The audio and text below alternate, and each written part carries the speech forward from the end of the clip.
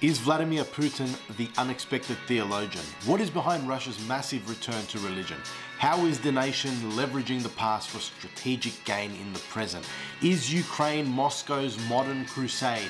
And finally, is Vladimir Putin the Russian savior defending against Western decadence? Stay tuned as we delve deep right now on Orthodox Handmade.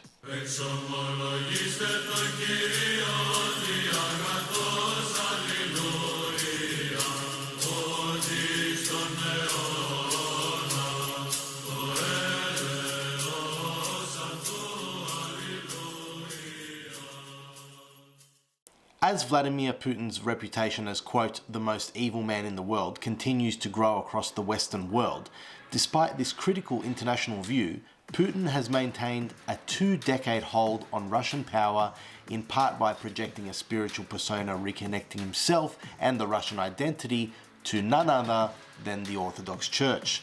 This spiritual resurgence may seem odd considering that for nearly 75 years of communist rule, Christianity in the Soviet Union was violently repressed at the hands of the very same government Putin himself served and protected as an intelligence agent. However, upon closer examination, one can see that this religious revival serves a strategic purpose. That is, Putin's usage of Orthodox Christian faith and its connection to Russian history acts as a central component of his domestic and international efforts to return Russia to glory by promoting domestic cohesion, justifying foreign policy actions, and generating cultural friction within and amongst his Western rivals. Understanding Putin's strategic use of religious narratives as an effective tool to influence Russian society today first requires consideration of the nation's spiritual past. The connection between Christianity and Russian culture dates back to the year 988, when Vladimir, king of Rus, accepted Christianity and established itself as a Christian nation by baptizing a large number of people in modern-day Ukraine. This religious identity grew when, following the fall of the Byzantine Empire, Russia mythologized itself as the Third Rome. This granted Russian Tsars greater spiritual and political legitimacy, while also imbuing the nation with a holy destiny to redeem humanity through continuation of the Orthodox faith. Throughout the 9 centuries that followed, the Russian Orthodox Church enjoyed a close relationship with the Russian state, becoming, quote, fully part of the structure of the government, end quote. Church leaders and government officials formed a codependent relationship, reinforcing and legitimizing Tsarist rule in exchange for state-backed church support. This relationship wasn't one of two equals, however. Russian Tsars received the title of Defender of the Faith, with the Russian Orthodox Church falling within a specific administrative authority of the state. Nonetheless, this combination of ideology and doctrine functioned as a key propaganda tool for Russian leaders to establish their legitimacy and persuade Russian society to accept their governance, with the church playing a pivotal role in the survival of the Russian state during Tatar oppression in the 15th century. By the 20th century, however, this partnership collapsed when Imperial Russia fell to the Bolsheviks. Due to the primacy of the Orthodox Church in Imperial Russia, the Bolshevik Revolution acted to swiftly eradicate its social influence, seeking to remake society and establish a new set of ideals supportive of a secular socialist society. The Soviet regime executed 28 bishops and more than 1,200 priests soon after taking control. Church repression continued, with organized religion seen as a direct threat to the communist government's ability to control the Russian people.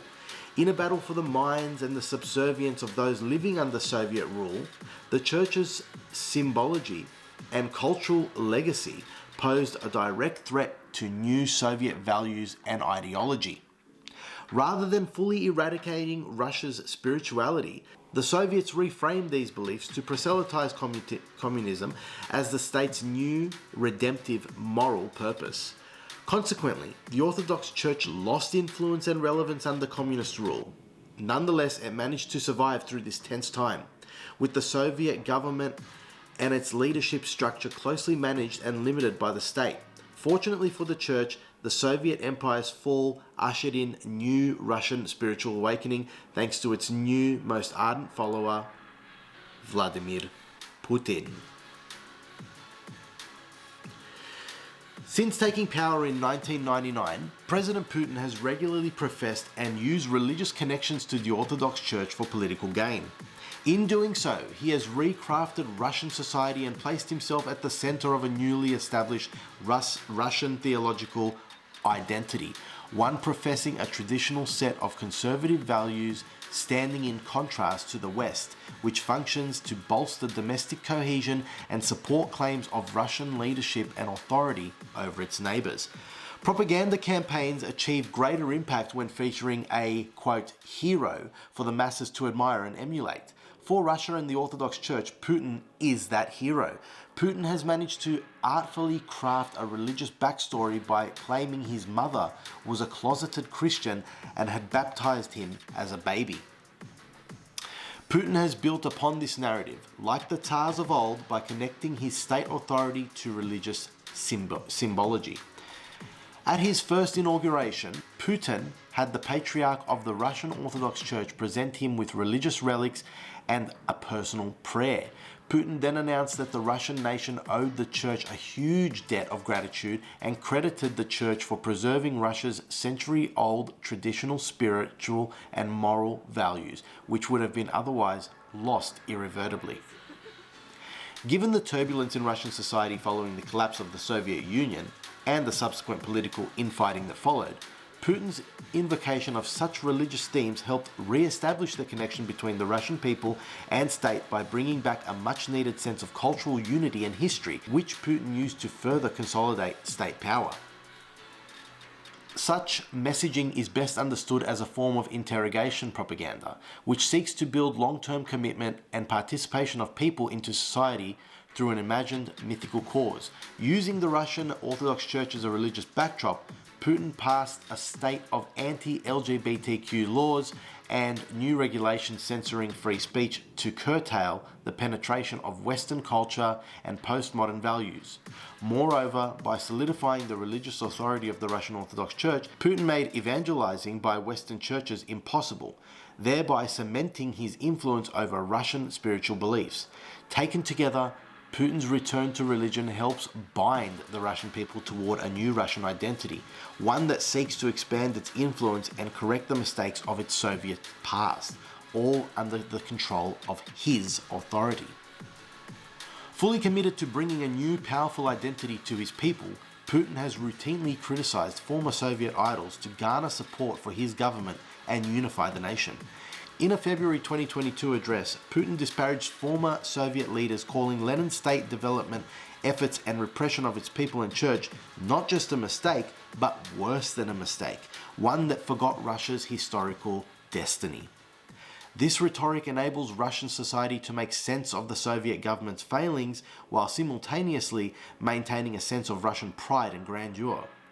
Whereas the Soviet regime viewed religion as an obstacle, Putin appears to recognize its potential usage as a potent propaganda tool, one with sufficient motivational force to both legitimize Putin's government and allow him to reclaim spiritual authority over Russia's neighbors. By awakening Russia's religious imaginations, Putin has sought to re-narrate Russia's relationships with its neighbors. Most recently, Putin has employed religion to justify his invasion actions in Ukraine. Prior to the invasion, he regularly connected the two nations together by pointing out their shared religious history and culture. Christianity was a powerful spiritual unifying force that helped involve various tribes and tribal unions of the vast Eastern Slavic world in the creation of a Russian nation and a Russian state, Putin told his Federal Assembly in 2014. He credited the spiritual union that originally occurred in Ukraine to the creation of the United Rus state and described Ukraine, and specifically Crimea, as having the same religious importance to Russia as the Temple Mount in Jerusalem for the Jewish and Muslim followers. These stories, while innocuous at first, functioned to subsume Ukrainian identity under Russian stewardship. Putin's theologically backed Russian state identity establishes the nation as the leader and protector of conservative Christian values. Armed with such religious zeal, Putin used religion as a pretext for war in Ukraine. For instance, in his 2022 speech to the Russian Federal Assembly, Putin described how Ukrainian officials were actively repressing the Orthodox Church and its followers, including enacting laws that infringed on their beliefs and culture. According to Putin's religious narrative, Christian Ukrainians thus needed Moscow's protection, establishing the rationale for intervention. The Ukrainian Orthodox Church's petition to exculpate itself from the authority of the Russian Orthodox Church provided further religious justification for Putin's invasion, with the Patriarch of the Russian Orthodox Church offering Putin his full support to fight this holy war against Ukraine and against the West. While Putin's description of a church repression may have some factual merit, as Ukraine seeks to establish a diverse religious identity outside of the influence of the Russian Orthodox Church and more aligned with Western liberalism, such actions are far from a legitimate reason for foreign intervention. Nonetheless, such rhetoric resonates with the religious narratives Putin has planted for decades, helping to explain Russian support for the war in Ukraine. Ukraine, however, is not the only target of Russian religious zeal, as Putin utilizes similar religious tones to justify conflict within and among the West. Putin's expression of personal piety have elevated his nation's status as a bastion of Christianity and traditional values in traditionally conservative societies around the world. Putin's project to establish the Russian state identity along religious lines thus has global aspirations beyond just concerns for domestic legitimacy. Supporting this narrative, Putin crafts the Russian state as in a battle against the West for the spiritual well-being of the world. In an address to his Federal Assembly in February of 2023, Putin detailed how Ukraine and its Western supporters are not only attacking the Russian Orthodox Church, but have also abandoned their Christian values. According to the Russian president, Western elites seek the destruction of the family and cultural and national identity, perversion and abuse of children, including pedophilia, all of which are declared normal in their life. While adding that the West may do as it pleases, Putin states that he would not allow them to influence the hearts and minds of the Russian people. Adding to this image of Putin as a paternalistic protector, he concludes his speech with the quotation from Jesus stating, "Father, forgive them, for they know not what they do." While this line of messaging has the greatest impact on Russian citizens, Putin also uses it to speak directly to conservative Western audiences who are increasingly dissatisfied with their nation's social priorities. Aiming to stoke internal dissatisfaction within US society, Putin stated in a 2022 speech to the Russian Federal Assembly that millions of people in the West realize that they are being led to a spiritual disaster by liberal, elitist governments.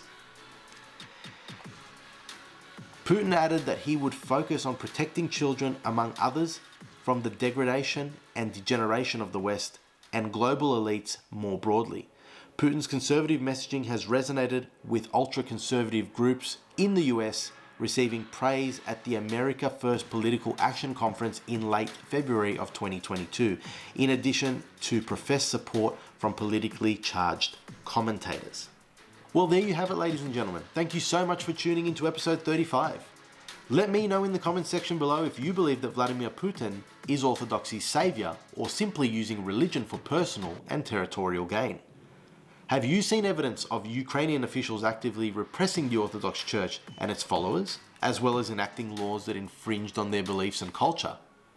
And do Orthodox Christians in Ukraine need Moscow's protection? Your thoughts and comments are very much appreciated and are extremely interesting to both myself and Orthodox Handmaid's faithful subscribers as well. So please guys, feel welcome to contribute. Be sure to stay tuned as YouTube thinks you should watch the following video that will appear on your screen now. Thank you once again for your support of Orthodox Handmaid, and until next time, stay safe and God bless.